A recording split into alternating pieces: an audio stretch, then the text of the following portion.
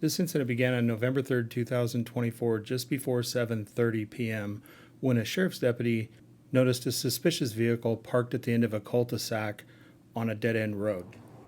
Knowing this location is often used by suspects who are burglarizing the salvage yard, the deputy approaches.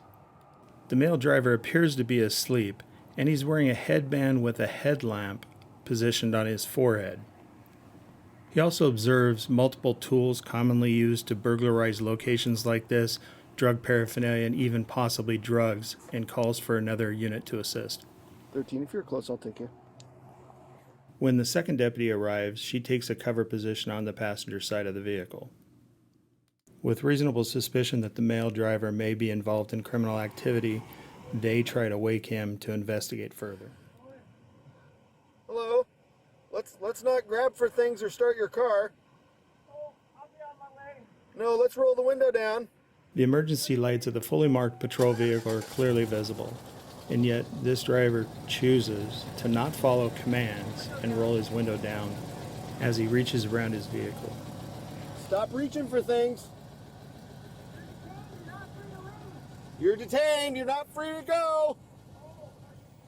The suspect has been told several times that he's not free to leave and to roll the window down so they can have contact with him. 70's put into gear. He doesn't really have any way to go. Don't hit me. Ignoring multiple commands to stop, as well as being told he is not free to leave, this suspect tries to drive away. Believing this suspect is possibly impaired, the deputies do not want him back out on the road. The second deputy moves in to deploy a set of spike strips. Don't do it.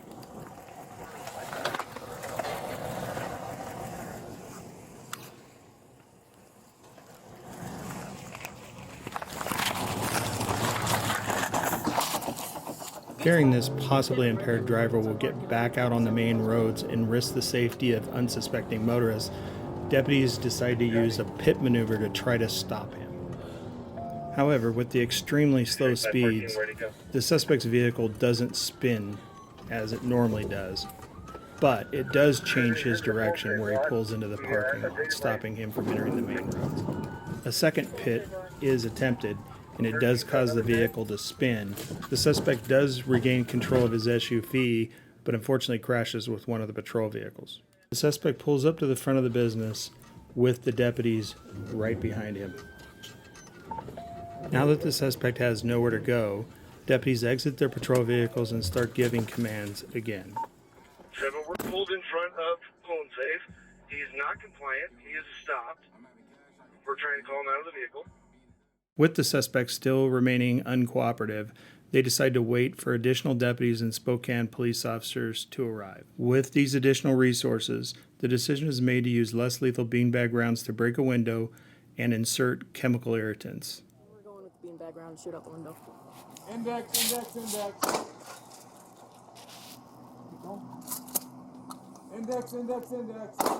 The back window that they were originally firing at had too many items packed up against it inside, and the glass wouldn't fall free. Realizing this problem, they moved to the driver's side passenger window, but they have to move forward to ensure the suspect's not hit. They fire several volleys of pepper ball into the vehicle, hitting the passenger side to disperse the chemical irritant. They are not hitting the suspect. They reposition to be able to fire the pepper balls into the passenger side front area, getting the chemical irritant closer to the suspect. Throughout this incident, they've continued to give commands to the suspect, which he has ignored. But at this point, the pepper balls seem to be doing their job and getting the desired effect. Get your hands up! Hands up! Hands up! Hands up! Hands up! Turn around! You're under arrest! Put your hands up! Hey, get on the ground, man. Get on the ground! Now! Ready? No, hey, let's make it go on the ground. Get on the ground! Now! Get on the ground! More force is going to be used against you, man. Hello. Okay. Hey. KQ News. KQ News is on. Out. Be careful. Detaining one. Thankfully, the suspect eventually does surrender and he's taken into custody. Due to the chemical irritant exposure, the suspect was evaluated prior to being booked into the jail on several felony and misdemeanor counts.